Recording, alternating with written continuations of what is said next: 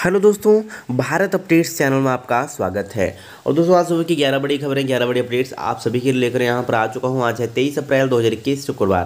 दोस्तों, ये कुछ यहाँ पे अपडेट्स यहाँ पर रहने वाली हैं, ठीक है, आप देख लो यहाँ पे। और इसके अलावा और भी अपडेट्स हैं जो आपको वीडियो में देखने को मिल जाएंगी। ओके, तो चलिए दोस्तों, जल्दी से देख लेते हैं पहली अपडेट से। तो सबसे पहले आपको बताइए कि क्या मैं अपडेट बताता हूँ, वही अपडेट आपको आज भी बताने वाला हूँ। चलिए, तो ये रही दोस्तों, हिमाचल में कोरोना के नए रिकॉर्ड मामले दर्ज। दोस्तों, आपको ये मैं ऑफिशियल अपडेट बता रहा हूँ यहाँ पे। तो आज जो है सर्वाधिक यानी कि बहुत ज़्यादा केसेज आए हैं, 1774 केस आए हैं पूरे हिमाचल में। कांगड़ा की बात करें तो 449, हमीरपुर में 201, सोलन में 189, शिमला मंडी में 188, ऊना में 163, बिलासपुर में 119, सिरमौर में 110, कुल्लू में 87, चंबा में 38 और कुल संक्रमितों की संख्या जो है अभी हो चुकी है 82,876। एक्टिव केसेस की बात करें तो 11,859 जो है एक्टिव केसेस है, मतलब इस टाइम जो केसेस हैं वो हैं 11,859। और आज जो है 18 की हुई मृत्यु। कुल मृतकों की संख्या हो चुकी है 1,241। दोस्तों, ये कुछ यहाँ पे ऑफिशियल अपडेट है कोरोना की। तो 1,774 अभी टोटल यहाँ पे मामले जो हैं आए हुए हैं हिमाचल में। और बाकी डिस्ट्रिक्ट वाइज यहाँ पे लिखा हुआ है कहाँ पे कितने केसेस आए हुए हैं। इसके अलावा ऑफिशियल अपडेट मैं दिन में भी देता हूँ, क्योंकि दिन में अलग से अपडेट आती है 2 बजे, फिर उसके बाद 7 बजे आती है आई थिंक। तो वो मैं आपको प्रोवाइड करवाता हूँ। इसके लिए आप मेरे टेलीग्राम चैनल के ऊपर विजिट कर सकते हो। टेलीग्राम चैनल का नाम है भारत अपडेट्स। ओके, वहाँ पर आप विजिट कर सकते हो और सभी की सभी अपडेट्स वहाँ पर आपको पीडीएफ हो या कोई नोटिफिकेशन हो वो आपको वहीं पर मिलेगा। ओके, चलिए नेक्स्ट अपडेट दोस्तों, ये रही, मंदिरों को बंद करने के फैसले पर पुनर्विचार करे सरकार। दोस्तों, बता दूं, व्यापार मंडल द्योतसिद्ध ने की आपात बैठक, कहा आश्रितों सैकड़ों परिवारों को आ जाएगी भूखे मरने की नौबत। दोस्तों, ये सभी जगह यहाँ पे ये हो रहा है। ये तो द्योतसिद्ध जो मंदिर है वहाँ पे जो व्यापार मंडल है उन्होंने ये कहा है, बट हर एक जगह ऐसा ही हो रहा है। जो व्यापार मंडल है उन्होंने कहा है कि इस पर जो है पुनर्विचार करने की ज़रूरत है, क्योंकि आश्रित सैकड़ों परिवारों को इससे भूखे मरने की नौबत आ सकती है। क्योंकि अगर मंदिर बंद होंगे तो जो वहाँ पे दुकानदार होंगे वो करेंगे क्या, क्योंकि पहले भी ऐसा हो चुका है एक बार। बट अभी देखते हैं क्या होता है, यही यहाँ पर कहा गया है। तो उन्होंने कहा कि एक बार फिर से पुनर्विचार इस पर करना चाहिए सरकार को, और पूरी गाइडलाइंस के साथ मंदिर को खोल देना चाहिए, ये भी यहाँ पे कहा गया है। ठीक, चलिए दोस्तों, नेक्स्ट अपडेट ये रही। दोस्तों, ये बात हो रही है यहाँ पे कंटेनमेंट जोन की। तो 31 मकान बनाए मिनी कंटेनमेंट जोन। तो कोरोना संक्रमण के मामले सामने आने के बाद हमीरपुर मंडल की यहाँ पे बात हो रही है। तो ग्राम पंचायत और नगर परिषद हमीरपुर के 31 मकानों को जो है मिनी कंटेनमेंट जोन बनाया गया है। ठीक है, ये आप यहाँ पे देख सकते हो, यही इसके बारे में कहा गया है कि कंटेनमेंट जोन बनाया गया है। और हमीरपुर में कुछ दोस्तों यहाँ पे बंदिशें भी लगाई गई हैं। ओके, तो ये आप यहाँ पे देख लो, और ये कुछ अपडेट है। ठीक, चलिए दोस्तों, नेक्स्ट अपडेट ये रही। तो तीर्थन जिब्भी व 100 से ज़्यादा होटलों होम स्टे पर लटके ताले। तो मनाली में भी लटक सकते हैं ताले। तो दोस्तों, यहाँ पर जो बंदिशें लगाई गई हैं उसके चलते जो है तीर्थन जिब्भी में 100 से ज़्यादा होटलों होम स्टे पर ताले लटके हुए हैं। तो जान पर भारी पड़ रही कोरोना की दूसरी लहर ने कुल्लू में पर्यटक कारोबार को पटरी से उतार दिया है। बंदिशें ने सैलानियों के कदम जकड़ लिए हैं। जिले के अधिकांश होटलों और होम स्टे में ऑक्यूपेंसी शून्य हो चुकी है। एडवांस बुकिंग भी धड़ाधड़ रद्द होने लगी है और परेशान पर्यटक कारोबारी फिर से अपना काम धंधा समेटने लग पड़े हैं। तो ये आप यहाँ पे देख सकते हो, पिछले साल हुआ था 1,000 करोड़ का नुकसान। सैलानियों के बिना पसरा सन्नाटा। 15 अप्रैल से शुरू हुआ है सीज़न। कुल्लू जिले में 15 अप्रैल से समर सीजन शुरू हो चुका है, लेकिन मनाली समेत पार्वती तीर्थन और जीभी वैली इसका इक्का दुक्का सैलानी ही नज़र आ रहे हैं।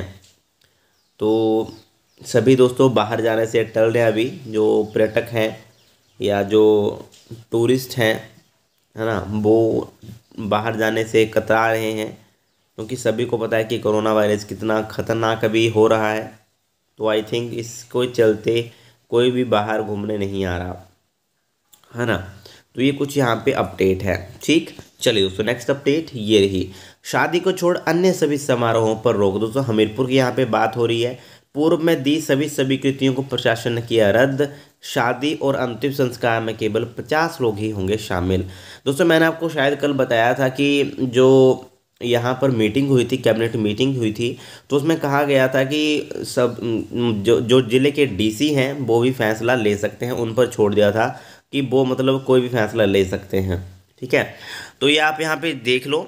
कोरोना संक्रमण को बढ़ते देखते हुए यहाँ पर जो है सभी सामाजिक, सांस्कृतिक, धार्मिक, मनोरंजन, खेल और अन्य कार्यक्रमों में समारोहों पर पूर्ण पाबंदी लगाई गई है। इन समारोहों के लिए प्रशासन की ओर से कोई अनुमति नहीं दी जाएगी। ठीक है, ये जो ऊपर आपको मैंने बताया, इनके लिए कोई भी अनुमति नहीं दी जाएगी। केवल शादी समारोह और अंतिम संस्कार के लिए ही अनुमति प्रदान की जाएगी। इनमें भी अधिकतम यानी कि मैक्सिमम 50 लोग ही भाग ले सकते हैं। तो ये आप यहाँ पे देख लो, और इसके लिए ये शर्त रहेगी कि 50 लोग ही इसमें आने चाहिए। और पहले अगर किसी को परमिशन मिली होगी इससे पहले, चाहे वो धार्मिक हो, चाहे वो सांस्कृतिक हो, ठीक है, मनोरंजन, खेल, तो वो सभी रद्द हो गए हैं। पिछले जो आयोजन जो अनुमति दी गई थी उनको अभी रद्द माना जाएगा कि उनको हमने परमिशन नहीं दी है। ठीक, तो बस शादी और केवल संस्कार पर ही यहाँ पे परमिशन मिलेगी, वो भी मैक्सिमम 50 लोगों के लिए। और 6 बजे बंद हो गया हमीरपुर शहर का बाज़ार। तो शाम 6 बजे जो है गांधी चौक हमीरपुर से लेकर भोटा चौक तक सन्नाटा पसरा हुआ है।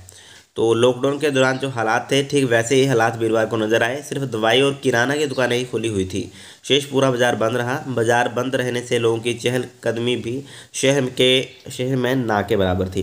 रेस्टोरेंट और ढाबा संचालन कर रहे डीसी के आदेशों की अवहेलना। जिले में 6 के बाद सिर्फ दुकानें बंद, कर्फ्यू नहीं। तो कर्फ्यू नहीं है, सिर्फ दुकानें बंद होंगी। ओके, तो ये आप यहाँ पे देख सकते हो। चलिए दोस्तों, नेक्स्ट अपडेट ये रही।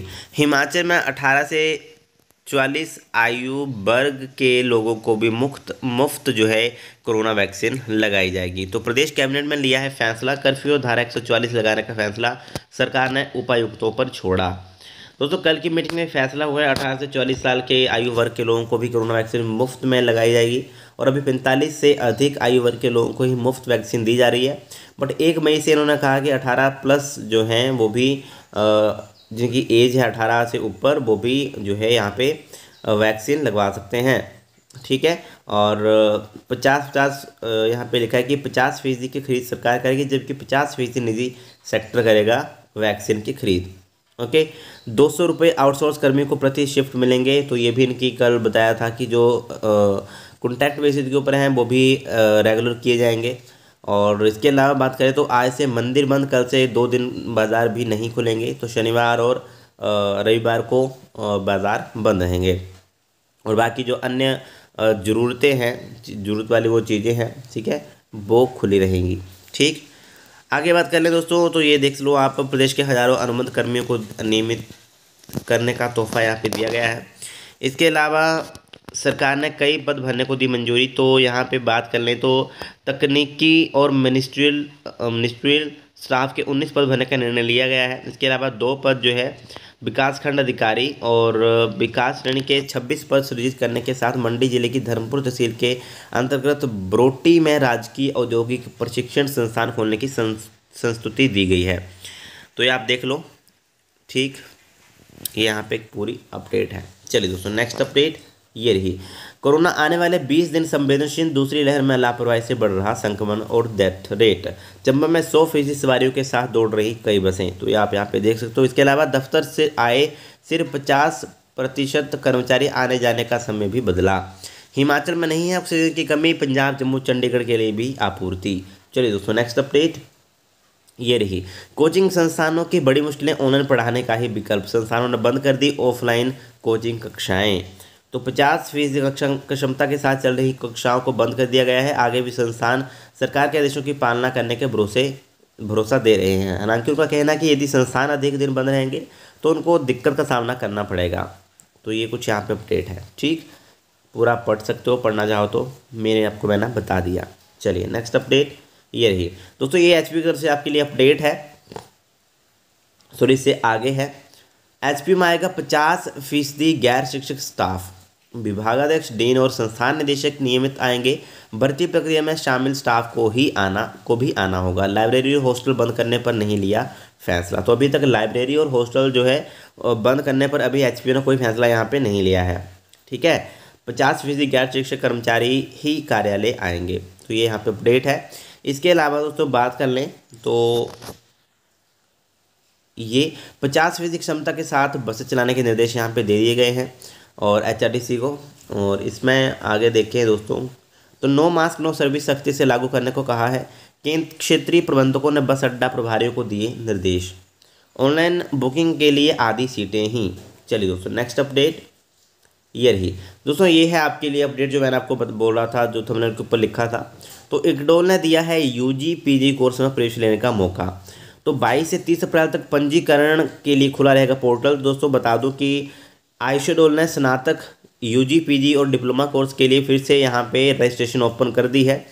और इक्डोल से चलाए जा रहे बीएड और एमए एजुकेशन डिग्री कोर्स के अलावा अन्य जितने भी यूजी और पीजी की डिग्री के कोर्स हैं, जिन्होंने अगर एडमिशन लेनी है तो वे एडमिशन यहाँ पे ले सकते हैं।